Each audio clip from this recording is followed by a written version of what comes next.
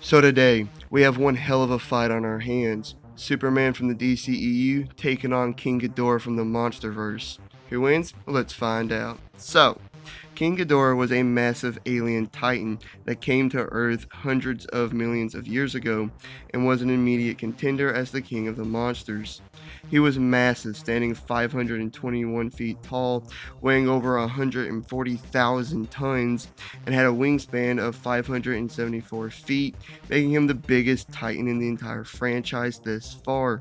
He had immense strength, being strong enough to overpower Rodan and Godzilla, easily destroy large buildings, and to lift Godzilla several thousand feet in the air with little struggle. He was durable enough to survive being frozen for at least several millions of years. The 15 megaton oxygen bomb, which almost killed Godzilla, didn't even phase him, and Godzilla's atomic breath only caused him minor pain. And he even survived a few thermonuclear pulses released by burning Godzilla, although it was disintegrating his body. He can even regenerate lost limbs, as he quickly regenerated one of his heads after Godzilla bit it off. He's also surprisingly fast and agile, being able to strike with his heads faster than Godzilla, actually dodge Godzilla's atomic breath, and he can fly up to 550 knots, which is about 633 miles per hour, almost the speed of sound. His most powerful attack, however, is his gravity beam, which is a powerful electrical blast projected by one, two, or all three of his heads, and it was powerful enough to hurt Godzilla, nearly kill Rodan, and to actually kill Mothra as well. But in the other corner, we have Superman from the DCEU. Born on the doomed planet Krypton, Kal-El was sent to Earth as a baby by his parents for his own protection. Upon arriving, he was adopted by the loving Kent family and was given the name Clark Kent. Realizing he had powers, he decided to use them for good and become the superhero named Superman. Due to his physiology, his cells store solar energy from the sun, which is the source of his powers, and due to living on Earth all his life and being exposed to our sun, he's more powerful than any other Kryptonian. He has immense strength, being able to send a Doomsday into space after a few punches, overpower Wonder Woman and Aquaman, and bear Steppenwolf, easily lift and carry a large building weighing several hundred tons. And when Aquaman, Wonder Woman, and Cyborg were pushing against him, he was able to easily push them all away simultaneously. His body is virtually indestructible, as he can withstand massive explosions easily, withstand tremendous blows from General Zod, Doomsday, and other Kryptonians, survive the full force of the world's engine's gravity beam, the separation of the three mother boxes, and being at the epicenter of a nuclear bomb, which is hotter than the sun. He's also incredibly fast, being able to fly fast enough to break the sound barrier, and his reflexes are great enough to actually be able to perceive the Flash and keep up with the Flash as well. His heat vision can hurt other Kryptonians and momentarily match Doomsday's. And his freeze breath was able to quickly freeze Steppenwolf's axe. And finally, he's a skilled tactician and brawler as well. So, we have the biggest and most powerful Titan from the Monsterverse going against DCEU's most powerful superhero. So who wins? Well, let's find out. So who's stronger? Well, Ghidorah is strong enough to create destructive hurricane force winds with his wings, casually destroy large buildings without even trying, overpower Rodan and Godzilla, and even lift Godzilla thousands of feet in the air with little struggle, and Godzilla weighs over 90,000 tons.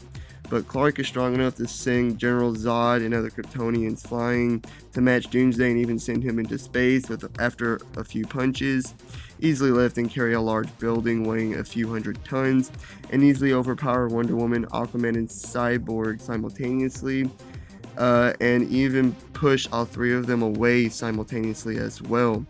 I'd say Ghidorah is stronger, but not by much, and Clark has more striking power. So what about durability? Well, Ghidorah easily survived being frozen for several millions of years at least. Godzilla's atomic breath only caused little pain. The 15 megaton oxygen bomb didn't even phase him, although it nearly killed Godzilla. And he survived a few thermonuclear pulses from burning Godzilla before eventually disintegrating.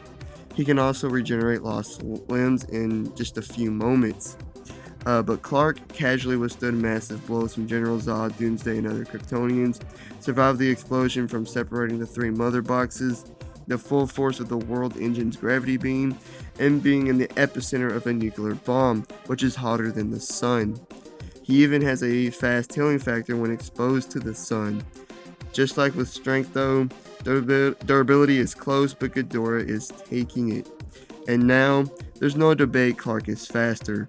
He can fly at least at the speed of sound, if not faster, and his reflexes are simply incredible, being able to perceive and keep pace with the Flash and make Wonder Woman, a casual bullet timer, appear slow. But I think Ghidorah's speed and agility will surprise and throw Clark off at first. I mean, he straight up dodged Godzilla's atomic breath, could fly at about 633 miles per hour, and can strike with his heads extremely quickly. So, both have their physical advantages, with Superman being faster and not far behind in strength and durability and has a better striking power, while Ghidorah is stronger, tougher, impressively fast, and of course his massive size. Moving on, I can't see Clark's heat vision and freeze breath being anything more than just a bothersome for Ghidorah. He's just too big and too tough.